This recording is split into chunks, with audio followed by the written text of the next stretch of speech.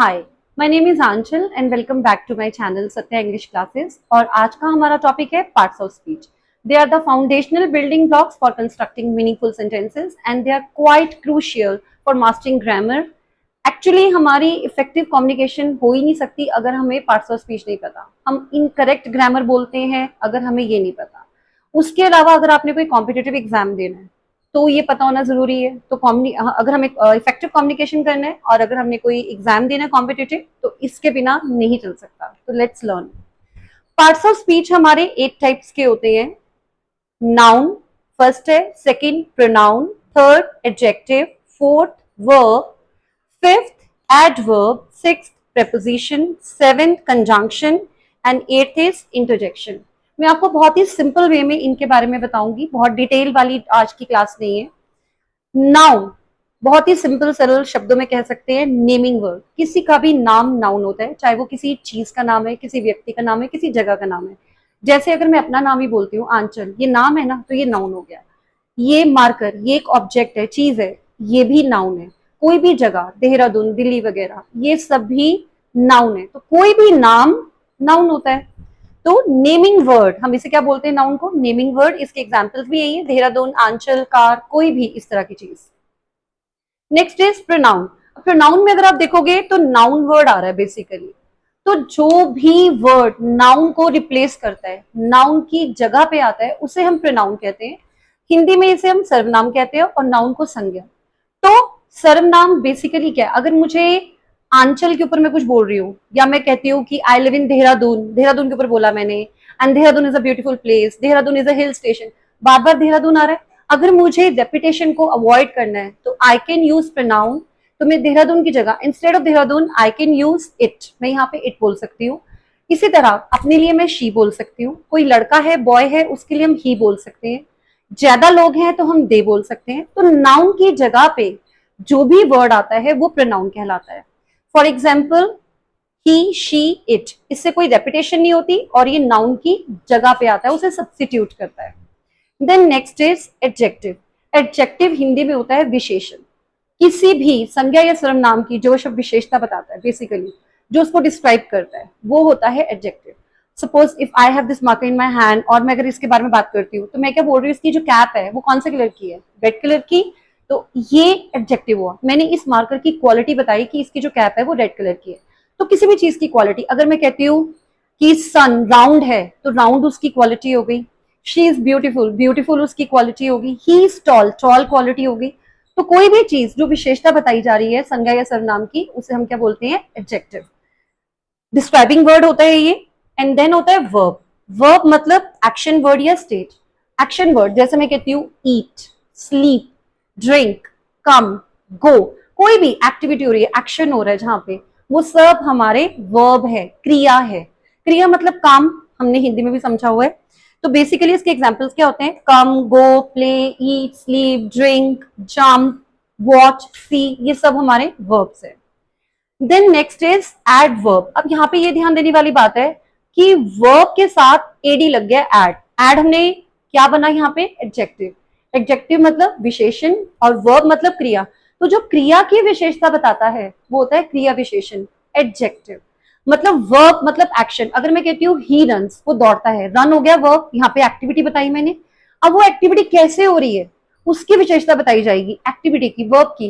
जैसे he runs fastly, he runs slowly, ठीक है।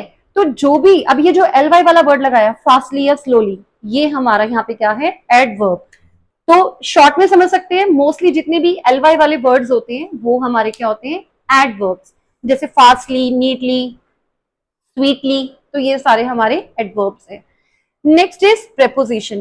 प्रेपोजिशन रिलेशनशिप दिखाता है सेंटेंस के अंदर। अब एक सेंटेंस में कई वर्ड होते हैं, कई सारे शब्द होते हैं एक वाक्य में, उन शब्दों का आपस में कोई ना कोई रिलेशनशिप होता है। तो जब कोई रिलेशनशिप दिखाते हैं हम, तो उसके लिए जो भी हम यूज करते हैं वो प्रेपोजिशन कहलाते हैं। जैसे इन, ऑन, एट, ये सब क्या है, प्रेपोजिशन है। ये रिलेशनशिप दिखाते हैं सेंटेंस के अंदर। Then conjunction. कंजंक्शन क्या होते हैं, ये कनेक्टिंग वर्ड होते हैं या इन्हें हम ज्वाइनिंग वर्ड भी कहते हैं। जैसे मैं कहती हूँ दो नामों को जोड़ना, दो, कोई क्लॉज है, कोई फ्रेज है या कोई सेंटेंस दो हम जोड़ रहे हैं, दो वर्ड्स जोड़ रहे हैं, उसके लिए हम क्या यूज करते हैं, कंजंक्शन। जैसे मैं कहती हूँ राम एंड श्याम, तो मैंने राम और श्याम को किससे कनेक्ट करा, यहाँ पे किससे ज्वाइन करा, एंड से, तो एंड क्या हो गया मेरा, कंजंक्शन। उसी तरह एंड, बट, इस तरह से कई सारे कंजंक्शन होते हैं जो हमारे सेंटेंस को कनेक्ट करते हैं। Then next is interjection. Interjection क्या होता है, ये एक्सप्रेसिव वर्ड्स होते हैं, स्ट्रॉन्ग इमोशंस, स्ट्रॉन्ग फीलिंग्स को एक्सप्रेस करते हैं। तो एक्सप्रेसिव वर्ड्स होते हैं। बेसिकली मैं कहती हूँ वाओ, अगर हम कोई हिल स्टेशन गए, suppose if we go to Manali और शिमला, तो we say wow it's a beautiful place, तो मैंने वाओ लिया, वाओ मेरे इमोशंस को यहाँ पे एक्सप्रेस कर रहा है। मैं कहती हूँ आ, या कुछ भी, ओ, हम ऐसा कहते हैं, ओ इट इज क्वाइट सैड, तो अगर मैंने ओ बोला तो मैं यहाँ पे भी कोई एक्सप्रेशन अपना दे रही हूँ।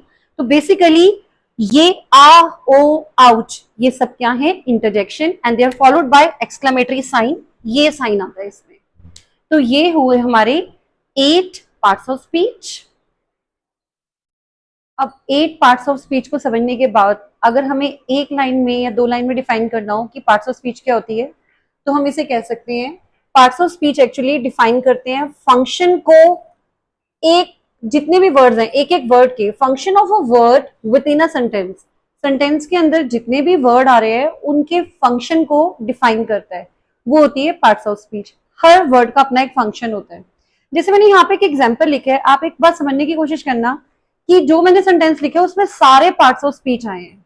जैसे एक एग्जाम्पल है, wow the quick brown fox jumps gracefully over the lazy dog and it barks loudly.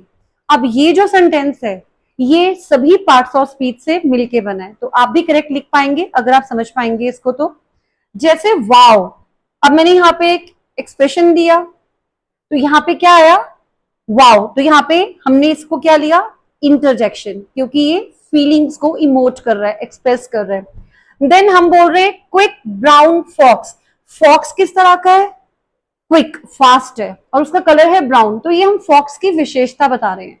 तो क्विक और ब्राउन ये नाउन मतलब फॉक्स की विशेषता है, तो इसलिए ये दोनों क्या हुए, एडजेक्टिव। इसमें एक और एडजेक्टिव है, हमने डॉग को बोला है वो लेजी है, डॉग लेजी है, आलसी है, तो हमने इसको भी एडजेक्टिव लेना है क्योंकि ये डॉग की विशेषता बता रहा है कि डॉग किस तरह का है। देन फॉक्स ये नाम है एक एनिमल का, और डॉग ये भी नाम है एक एनिमल का, तो नाम कोई भी होता है वो नाउन होता है, तो यहाँ पे फॉक्स और डॉग दोनों ही नाउन है। अब फॉक्स ने क्या करा, उसने जंप करा, ये उसने एक्शन, हमें उसका पता चल रहा है, तो जंप्स क्या हो गया यहाँ पे, वर्ब, ये हमें एक्शन दिखा रहा है, और डॉग क्या कर रहा है, बार्क, ये भी एक्शन दिखा रहा है। फॉक्स ने जंप करा, वो एक्शन है, वर्ब है, और डॉग ने बार्क करा, वो भी एक्शन है, वर्ब है। देन किस तरह से फॉक्स ने जंप करा, ग्रेसफुली, एलवाई वाले वर्ड्स आ रहे हैं, ये एडवर्ब हो गया कि उसने ग्रेसफुली जंप करा। एंड डॉग ने किस तरह से बार्क करा, लाउडली, ऊंचा बार्क करा, तो ग्रेसफुली और लाउडली एलवाई वाले वर्ड्स हैं, तो ये क्या हो गए हमारे यहाँ पे, एडवर्ब। एंड देन उसके बाद ओवर, ओवर है हमारा प्रेपोजिशन, ऊपर, तो यहाँ पे हम कह सकते हैं इन, ऑन, एट, ऐसा कुछ भी होता है वो प्रेपोजिशन होता है, तो यहाँ पे ओवर हो गया हमारा प्रेपोजिशन। एंड देन ये जो एंड है ये दो सेंटेंसेस को ज्वाइन कर रहा है, एंड हो गया कंजंक्शन। ये दो अलग अलग सेंटेंस है क्योंकि यहाँ पे एक सेंटेंस है, एंड के बाद दूसरा शुरू हुआ है। और इट, हमने यहाँ पे फॉक्स के लिए इट लिया, तो ये हो गया प्रोनाउन। तो आप एक चीज समझिए कि हमारे एक सेंटेंस में ऑलमोस्ट सभी पार्ट्स ऑफ स्पीच आ जाती हैं, तो इसलिए इनको समझना बहुत जरूरी है, ताकि whenever you speak correct English. So correct बोलना is very very important here. So try to practice this. Hope you like this video. Thank you.